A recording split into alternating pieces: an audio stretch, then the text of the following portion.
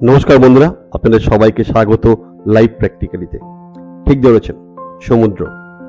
আজকের গল্প হচ্ছে পুরী থেকে কলকাতা আমার বাড়ি রহড়া, বাইক কারে ফেরা।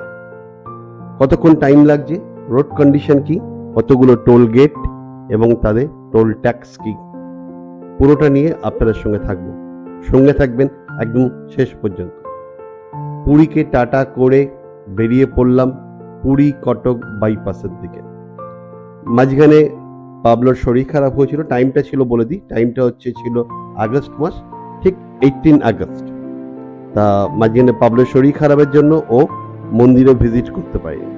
তা আমরা এখানে যাওয়ার সময় হট করে ভাবলাম তাহলে একবার মন্দিরটা দেখিয়ে নিয়ে যাই। তা যাওয়ার পথে দেখছেন ডান দিকে হোটেলগুলো ছেড়ে আমরা এগিয়ে চলেছি। পুরীর মন্দির যাওয়ার আগে এই মন্দিরটা হয়তো অনেকেই দর্শন করেন। এটা হচ্ছে আপনার নরেন্দ্র পোখারি মন্দির। নরেন্দ্র দেব এটা স্থাপন করেছিলেন 1500 শতাব্দীতে। ওখান থেকে দর্শন করার পর আমরা পুরীকে বাই জানিয়ে এগিয়ে চললাম কলকাতার দিকে। মাঝখানে গাড়ির খিদে পেয়ে গেছে, আগে গাড়ির পেট ভর্তি করা হোক। আবার এগিয়ে চললাম, কিন্তু বৃষ্টি আমাদের কিন্তু ছাড়ছে না, বৃষ্টি আমাদের সঙ্গে সঙ্গেই চলছে। দাদা আর বৌদি বসে আছে, একদম পেছনে দেবায়ন, পাবলো। আমাদের একটা আশ্চর্য ব্যাপার, আমরা কিন্তু কোনো রেস্টুরেন্ট পাচ্ছিলাম না। প্রায় ঘন্টা দেড়েক পরে আমাদের কাছে একটা রেস্টুরেন্ট এসে পৌঁছালো, কিছু খেয়ে যাও। তা ওখানে আমরা ব্রেকফাস্ট করে আমরা ঢুকে পড়লাম ভুবনেশ্বর। প্রথম যে টোল গেট সেটা হচ্ছে পিপিলি। এখানে টোল ট্যাক্স হচ্ছে 140 রুপিস।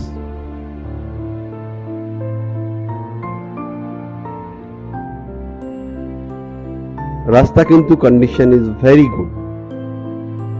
এখানে যে একটা নদী পড়লো, এটা হচ্ছে দয়া নদী। এদিকে কিন্তু প্রচুর নদী আপনি পাবেন। কটকের ওখানে তো আরো প্রচুর নদী, কারণ মহানদী 3টে শাখায় ভাগ হয়ে গেছে। এখানে দেখছেন বাঁদিকে যে রাস্তাটা, এটা চলে গেছে আপনার এয়ারপোর্ট এবং লিঙ্গরাজ মন্দিরের দিকে। আমরা ডান দিক দিয়ে সোজা চললাম কলকাতার দিকে। এখান থেকে কটক হচ্ছে 32 কিলোমিটার।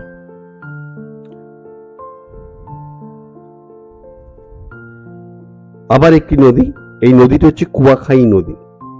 আপনি যত কটকের দিকে যাবেন তত দেখবেন আপনার নদীর সংখ্যা বেড়ে গেছে, কারণ এগুলো মহানদী থেকেই পার্ট হয়ে গিয়ে সমুদ্রে মিশছে। আমরা কটকের দিকে এগিয়ে চলেছি। এটা হচ্ছে আপনার NH-16। এখানে আবার একটা নদী, এটা হচ্ছে কথাজড়ি নদী। নদীগুলো কিন্তু বেশ বড় বড় এখানে, যেহেতু সমুদ্রের কাছে। তবে একটা কথা বলতে পারি, আপনারা কিন্তু বাইকারে আসতেই পারেন, সেখানে কিন্তু আপনার কোনো অসুবিধা হবে না। লাস্টলি আমরা চলে এসেছি মহানদী। বুঝতে পারেন কথাজড়ি আর মহানদীর মধ্যে কিন্তু খুব বেশি ডিস্টেন্স নেই দুটো নদীর মাঝখানে। আপনি ট্রেনে গেলেও দেখবেন একটা নদী কমপ্লিট হচ্ছে, কটক স্টেশন আসছে, তারপরে এবার একটা নদী।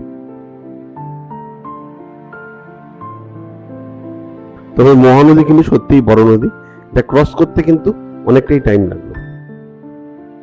আমরা এগিয়ে চলেছি কলকাতার দিকে।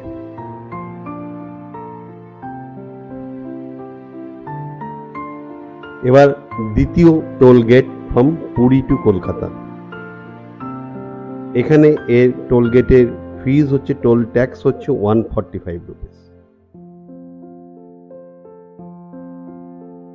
এবার কিন্তু রাস্তায় চলা আরো একটা মজা, সেটা হচ্ছে রাস্তার বাদিক ডান দিক আপনারা একটু ফলো করুন। দেখুন এখানে কিন্তু ছোট ছোট টিলার দেখা মিলেছে। আমরা আস্তে আস্তে ভদ্রকের দিকে এগোচ্ছি। এখানেও মাঠের মাঝখানে কোনো একটা মন্দির দেখা যাচ্ছিল, এবং দেখুন পাহাড়ের ওপরেও কিন্তু আপনার একটা ভিউ পয়েন্ট রয়েছে।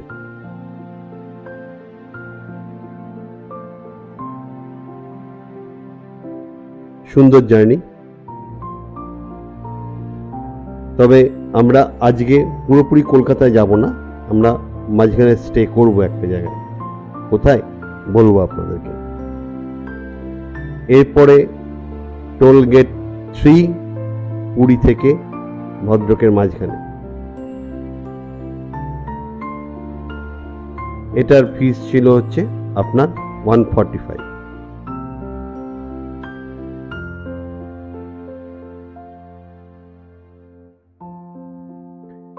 এটা কোথায় যাচ্ছি তার একটু হিন্স দিয়ে রাখলাম।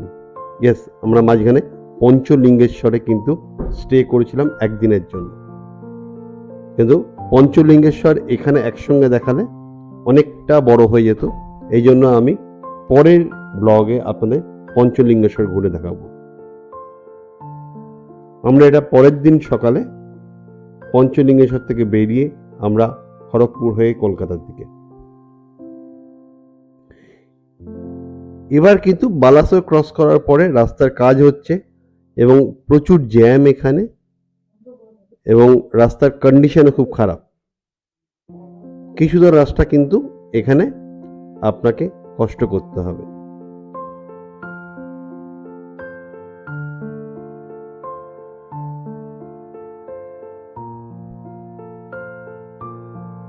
এখানেও অনেক ছোট ছোট নদী আছে, জানি না এগুলো কি নাম, তবে পরপর পেরিয়ে যাবেন। এবার এখানে দেখাচ্ছে বাঁ দিকে গেলে বারিপদা আর সোজা হচ্ছে খড়গপুর।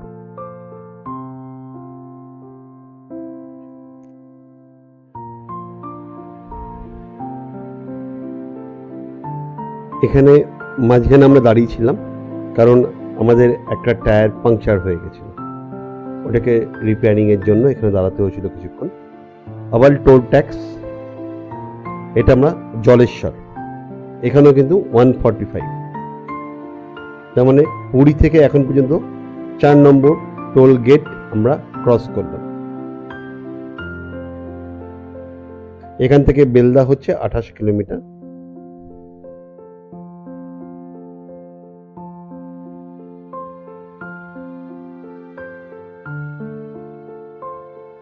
এখানে কিন্তু আর কোনো বৃষ্টি নেই, আমরা কিন্তু এখানে পুরো দারুণ ওয়েদার। আমরা এগিয়ে চলেছি কলকাতার দিকে।